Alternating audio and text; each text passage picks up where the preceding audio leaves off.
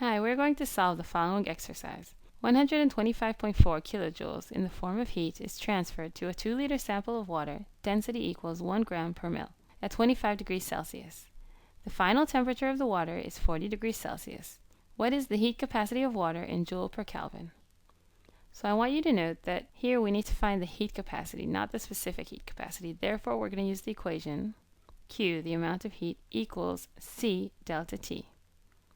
C is the heat capacity, delta T is the difference in the temperature, which is the final temperature, minus the initial temperature. Now, since we're looking for C, the heat capacity, we're going to divide both sides by delta T. So C, the heat capacity, equals Q divided by delta T. So Q is the amount of heat, which equals 125.4 kilojoules,